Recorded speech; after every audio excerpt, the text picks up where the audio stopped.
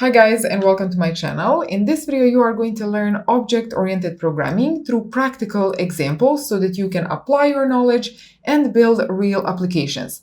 I will create a series of videos where I will teach you all of the OOP principles through practical examples.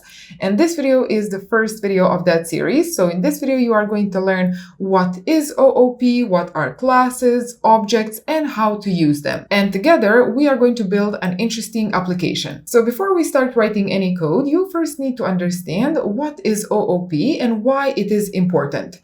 OOP stands for Object-Oriented Programming, and it is an approach in programming that helps us to represent real objects from real world in our programs. And that way, it helps us to solve real problems and create modern, useful applications that you and me use every day. Because, as I said, with OOP, we can represent real objects from real world together with their properties and their behaviors, and we can translate that into our applications. In this video, we are going to build an application with C#, but OOP principles and the logic that you learn are the same in all OOP languages, which means that principles that you learn in this video can be applied across all OOP languages such as C++, C#, Java, JavaScript, Python, PHP, Ruby, Swift, and many more languages. So now that you know that OOP is an approach in programming that helps us to represent objects from real world in our applications, together with their properties and their behaviors, now the question is, what are the most important concepts in OOP? Two most important concepts in OOP are classes and objects, and they help us to represent entities from real world in our applications, together with their properties and their behaviors.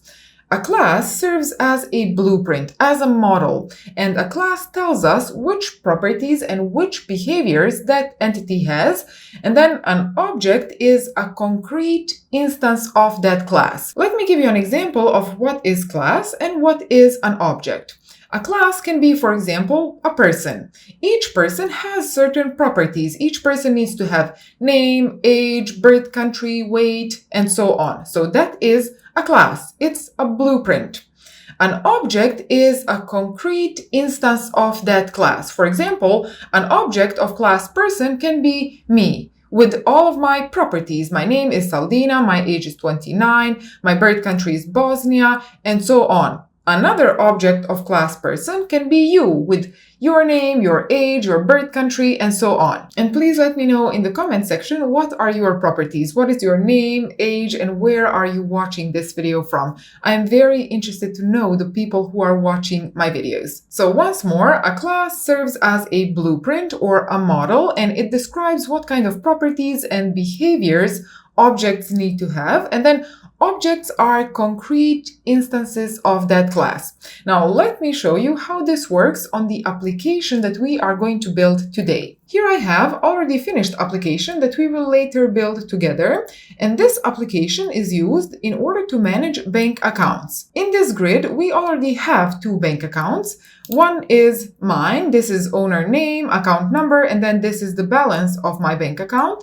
And then another bank account is from Elon Musk. This is his account number and then his balance. And then also I have the option to create a new bank account. So let's say Bill Gates, and I say create account. So another bank account will be added. This is the owner, this is the account number, and then balance will initially be 0 because we have just created this account. And besides that, we also have these two buttons, option to deposit money and to withdraw money from bank account. So if I select, for example, my bank account and I say 100 and I click on deposit, that money will be deposited to my balance. Also, if I select another bank account, let's say Elon Musk, and I say 200 and I click on withdraw, that money will be withdrawn from his bank account. So this is an application that is very easy to use. It is very straightforward. It is not especially beautiful because I have not added any colors. I have not styled it in any way, but it is very functional. And in this video, we will learn how to build this application. Hey there! If your goal is to learn programming and start a successful career, build interesting and useful applications, And if you enjoy learning from my YouTube videos, then you should definitely enroll in my practical programming course. I will take you from beginner to expert in just a few months, and I will give you all of the support and help that you need to achieve your goals. In the course, you will work on realistic projects, you will get access to a large community of successful developers, and everything that you need to learn will be on one place. You just need to follow the plan that I have created for you. And those of you who finish the course successfully will get a special certificate that is going to open a lot of job opportunities for you. In the description, you can find a coupon code to save some money. And if you're not sure if this course is for you or not, we have 7-day money-back guarantee, which means that if you don't like it for any reason, you will get all of your money back. No questions asked. So now, instead of coming up with excuses, use this opportunity to finally learn programming and transform your life, because you really have nothing to lose and a lot to gain. So first, let's explain what is in the background of this application and how we can build it. So in the background, we have one class called bank account, and that class says that each bank account needs to have an owner, account number, and balance. Those are the properties of each bank account. And then also it needs to have certain behaviors. So we need to be able to create a bank account, we need to be able to deposit money and withdraw money from bank account. So that is an example of a class in our program. And as we said, class serves as a blueprint and it defines what kind of properties and behaviors objects need to have. In our case, class defines that each object needs to have owner, unique account number, and balance. Those are the properties. And then behaviors that bank accounts need to have is the ability to withdraw money, deposit money, and to create new bank account. And then objects of our class are these three instances here. They are concrete examples of bank account class. So this is the application that we are going to build together. And in order to build this application together with me, you will need to install Visual Studio 2022 or newer. Community version is completely free, and I will leave a link in the description that you can use to download it. And also you will need to install .NET Framework. My recommendation is that you install .NET Framework 8.0 because that is the newest version as of filming this video. You can also install some newer version depending on when you are watching the video. And also I will leave a link to download and install it in the description. So once you install those two, let's open our Visual Studio and let's build this application. So here is my Visual Studio. Let's click on Create New Project. Okay, and here we are going to create C# Windows Forms application. Make sure that you select C# and not some other language. So C# Windows Forms app, select that and click on Next. And here we will give the name to our application. Let's say Bank Accounts App, and then click on Next again. And here you will select your framework. For me, that is 8.0, and then click on Create. So here is our project, and initially we get this form called Form 1. And that is this empty form here. And if I start my application, that form will be started, but as you can see, it is currently completely empty because we still have not added anything to our form. So now let's do that. Let's add our controls, let's add our grid, buttons, and so on. I will show you this already finished application again so that you can take a screenshot if you want, because now we want to build our application so that it looks the same as this already finished application. We want to add the same controls, and then we will write the code and implement the same behavior. So I will have this already finished application on the other screen, and now we will build our application to look the same. And the reason why I picked Windows Forms framework is because it gives us an easy way to create all of those controls that you could see on our form so that we don't have to spend a lot of time doing it manually, and instead we can focus on writing the code. So now let's design our form. Make sure to open this designer view of your form and then open Toolbox. Go to View, Toolbox, and here you will get a list of all of the controls that you can simply drag and drop onto your form. So let's first find a label control.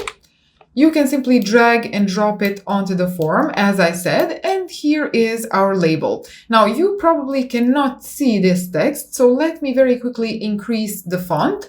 Right-click on the form, go to Properties, and here you will find Font Property. So simply click on these three dots, and here I will increase the font to 16. I believe that will be enough. Okay, so let's just shrink this form a little bit, like this. Okay, so now this is our label. And what I want to do is I want to change the text that is displayed in this label. So simply right-click on the label, go to Properties, and here you will find Text Property. So what I want this label to say is this text. So I want it to say owner, and when I press enter, as you can see, the text will be changed. So now let's copy this label and paste it because I want to add another label, but the text of this label will be amount, like this. Okay, so those are two labels that we need. Now let's add other controls. Let's also add a text box where we can enter owner's name and then a numerical field where we can enter the amount. So let's go back to our toolbox, and here I will find control which is called text box, and I will simply drag and drop it on my form. And let's just make it a little bit bigger. So this is our text box. This is where we will enter owner's name. And then let's also add another control. It is called numeric up down, and that is the control where we can enter numbers, and I will put it here. These are controls that we will use when we want to enter owner's name and then the amount that we want to withdraw or deposit to our bank account. So that means that we will need to access these two controls from our code, and for that we use their name. So if I click on this control here, you will notice that it already has a default name. It is textbox1, but what I prefer to do is to give meaningful name to all of my controls, because that way I can remember it easily and I will understand my code better. So I will call this control owner.txt. Okay, that is much better than textbox1. And then I will also change the name of this control here. Again, right-click on it, go to Properties, and here you will find Name Property, and I will call it amount num. So amount numerical. Okay, now let's also add our grid that will serve as a table where we can show all of our bank accounts. So let's go back to Toolbox, and here I will find control called grid. It is called Data Grid View, and I will simply drag and drop it to my form like this. And let's just make it a little bit bigger, like this. Okay, so inside this grid, we will show all of our bank accounts. So let's also change the name of this grid control. Right-click on it, go to Properties, and find Name Property. Where is it? It is here. So instead of Data Grid View 1, I will call it Bank Accounts Grid, like this. And the only thing that remains is to add 3 more buttons. So let's go back to Toolbox. Here I will find Button Control, and I will drag and drop it here. Let's just make it a little bit bigger. So this is going to be our first button. I will copy it and paste it here because we need 2 buttons here. Okay, and I also need another button which I will copy and paste here. And we will also need to access these buttons in our code in order to describe their behavior. So I will also change their names. So this button here will be called Create Account BTN, like this.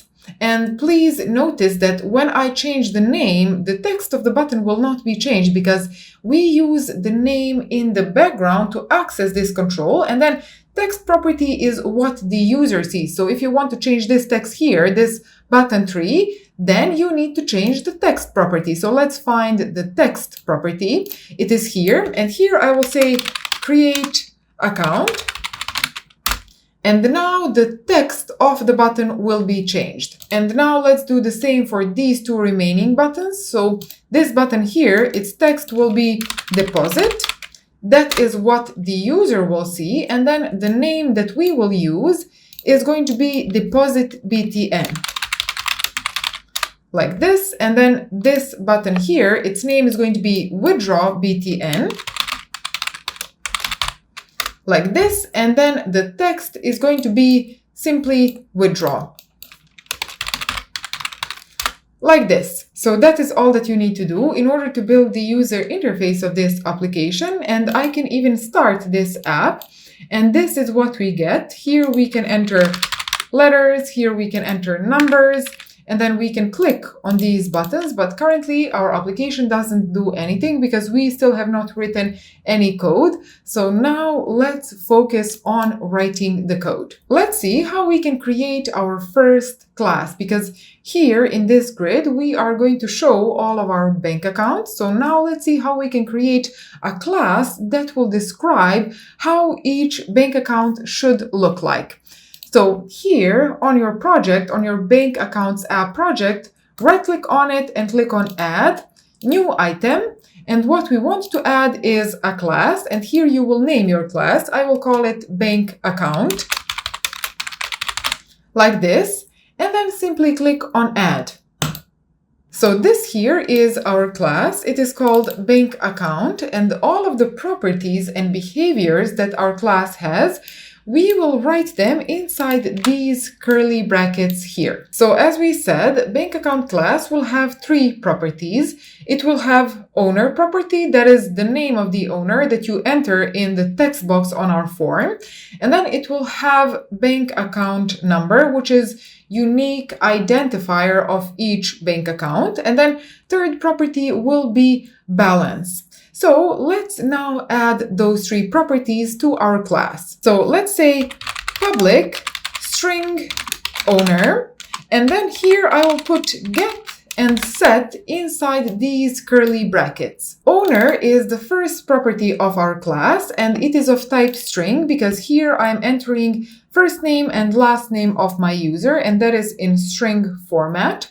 And then this part here, this public access modifier, and then this get and set inside curly brackets, please write them the same way I'm doing now. And then later in this course, we are going to explain what is the purpose of this and what is the purpose of this. For now, let's just focus on things that are more important. Now let's also add account number property. So I will simply copy and paste this property here and then change its name. Let's call it account number, like this. It should also have this public and get and set. Don't change that for now. And then it can be of type string, but then you will have to take care yourself to create a unique account number. And if you don't want to do that, what you can do is you can use a different type here, and that type is called GUID. And what GUID is going to do is it is going to give you globally unique identifier every time that you request it. So you can simply say,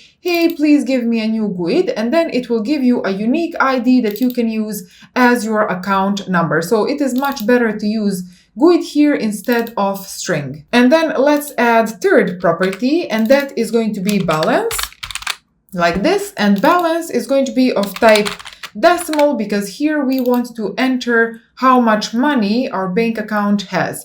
And then also this part here and this part here, they stay the same. So this is how you create a class. It is called bank account, and all of the properties and all of the behaviors of that class you need to write inside these curly brackets. And here we have just added three properties for our class, and those are owner, which is of type string, and then account number, which is of type GUID, so globally unique identifier, and then balance, which is of type decimal. So with this, we have created our class, and there is just one more thing that I want to change here, and that is this internal access modifier. So here I also want to say public, and as I said, later we are going to explain in detail what these access modifiers mean. For now, you can just understand that this is a way to prevent or allow access to our class. And right now, everything is public, which means that we can access everything. And then later in this course, we are going to learn different types of access modifiers and how to use them. For now, everything is just going to be public. Okay, so this is our class. And now let's create objects of this class. Now, we want to show objects of this class inside this grid here. So we will also create those objects in the code behind of this form. Something that I didn't tell you before is that each form consists of 3 parts. And this here that you can see, that is the user interface part of your form. That is the first part. The second part of your form is code behind, which means the place where we write the code. Now, how can you find that code behind? It's actually very easy. You just open your form and then you press F7, and that will take you to the code behind of your form. And another way, if this shortcut doesn't work, is to simply right-click on your form and then click on View Code. And that will take you to the same place. So this here is the place where we write the code. And as you can see, our form itself is also a class. And you will notice here that it is partial class. And what this means is that it consists of multiple parts. As I already explained, this here is one part of our form. And then this here is another part of our form. And because of that, our form is partial class. And then third part of our form is this form1.designer.cs. And this file here is automatically generated, which means that we should not write any code inside it and we should not touch it. So code behind is the place where we are going to write the code for our form.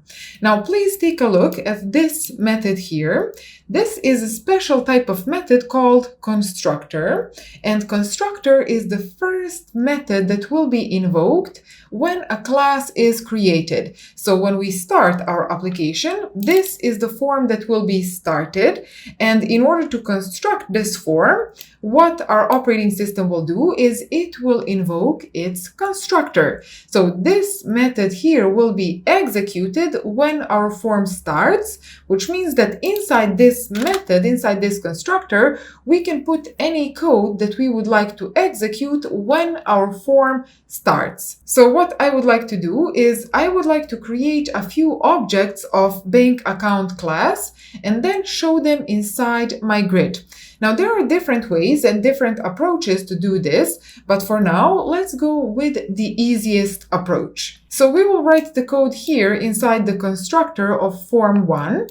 Let's see how we can create an object of bank account class. So you simply say bank account, so the name of your class, and then you give the name to your object. My object will be called bank account with lowercase letters. And then I will simply say, please create new bank account, like this. So this is very similar to creating normal regular variables. You first specify the type of your variable, and then you give the name to your variable. And then in case of objects, you also need to say that you want to create a new object of that type. And for now, it is going to be empty, which means that we have not assigned any values to the properties of this object. And for that reason, these parentheses are empty. So now let's assign the values to the properties of this object. So how can we access those properties? Well, you simply say bank account dot, and then here you can see many things, and among those things are the properties that we have created. For example, here is our owner property. So you say bank account dot owner, and now you can set owner property. So who will be the owner of my bank account? Let's say Saudina Nurak, that is my name. Okay, so this is the owner of bank account, and then let's say bank account dot account number, and here I will say GUID dot new GUID, like this, and it is going to assign a new unique identifier to this property, which means that account number will be unique.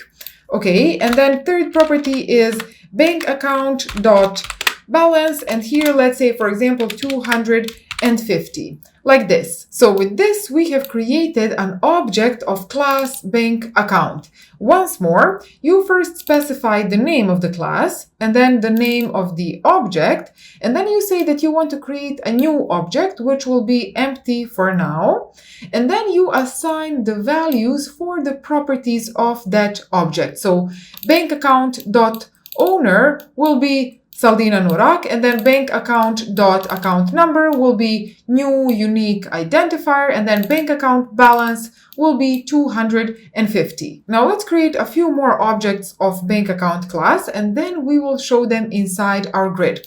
So I will copy this entire code here and then paste it. And here I want to create object called bank account 2. So bank account 2 dot owner will be, let's say, Elon Musk, and then bank account 2 dot account number will be, again, give me new unique identifier, and then bank account 2 dot balance will be, for example, 999. That is how much money Elon Musk has. Okay, so this here is second object, and then let's create one more. So I will copy and paste the code, and here I will change the name of the object. Let's call it bank account 3. Again, I'm creating an empty object, and then I will say bank account 3 dot owner will be, let's say, Bill Gates, and then bank account 3 dot account number will be new GUID, and bank account 3 dot balance will be, let's say, 150. Okay, so with this, we have easily created 3 objects of bank account class. And now let's see how we can use these objects in practice. So for example, let's show them inside this grid here. Now, in order to show data inside our grid, we need to put that data inside a list, and then we can simply set that list as the data source for this grid. So let's go back to the code behind, press F7, and here I will create a list of bank accounts. I will call them bank accounts, and for now it is going to be new list, which is empty. And now what I will do is I will say bank accounts dot add. So what I will do is I will add this first bank account, and then also I will add bank account 2, and then bank account 3, like this. So now that I have inside this list all of my bank accounts, what I can do is I can set this list as the data source for this grid here. And in order to do that, and in order to work with this grid in our code, we need to know what is its name. So let's check one more time what was the name that we gave to this grid. So simply right-click on the grid, go to Properties, and find Name property. It should be here somewhere. So the name is Bank Accounts Grid. Okay, so now let's close this Properties window, and let's press F7 to go to the code behind. And here I will say Bank Accounts Grid dot data source. So what I want to do is I want to set data source for my grid, and data source will be this list here, which means please show this list of bank accounts inside my grid. So now when I start my application, we should see these 3 objects inside our grid. So let's start the application, and as you can see, here are 3 objects that we have created. Now, I know that I said that we will not style this application and that we will focus only on writing the code, but there is one thing that bothers me a lot related to this grid, and that is this empty space here. So one small thing that I want to change is I want to tell to the columns of this grid to fill this entire space. So that is one thing that I want to change. So let's close our application and let's go to this design of our form. Right click on the grid, go to Properties, and here you are going to find the property which is called, let me check, it is called Auto Size Columns Mode. That is the property that you need. And here you need to set it to fill, which means that automatically the size of columns will be to fill the entire grid. So now if I start the application, you will see that our grid looks much better and there is no more empty space in our grid. So in this video, we learned what is object-oriented programming and how we can use it in order to build real useful applications. We also learned what are classes and what are objects and how to use them in practice in our applications. Now, there are still many things that we need to add and implement in our application, but let's do that in the next video because this video is already becoming too long. On my YouTube channel, you can find an entire playlist about practical OOP, so practical object-oriented programming, and you can watch all of the videos and learn everything that you need about object-oriented programming. And if you want to learn practical programming in general so that you can start a career as a software developer and work on real projects in real companies, then you should join my practical programming course, because there I will teach you everything that you need to know in the shortest amount of time so that you can get a job as a software developer. I will be there to help you in every step of the way, and your job is just to follow the plan that I have created for you. So in the description, I will leave a special coupon code that you can use in order to save some money and get a discount. And then if you're not sure if this course is for you or not, we have a 7-day money-back guarantee, which means that if you're not satisfied for any reason, you can get all of your money back, no questions asked from our side. So instead of coming up with excuses, use this opportunity to finally learn programming and change your life, because you really have nothing to lose and you have a lot to gain. So that would be all for this video. If you have any questions, you can leave those in the comment section, and please write your questions in the comment section instead of sending them directly to me in private messages, because when I reply to a public comment, then all of the other people can also see that answer and they can benefit from it. And also, if you enjoyed this video and if it was beneficial for you, please give it a big thumbs up so that I know and I can create more videos like this one. So thank you very much for watching, and I will see you in the next video of this series, which will be linked here on the screen.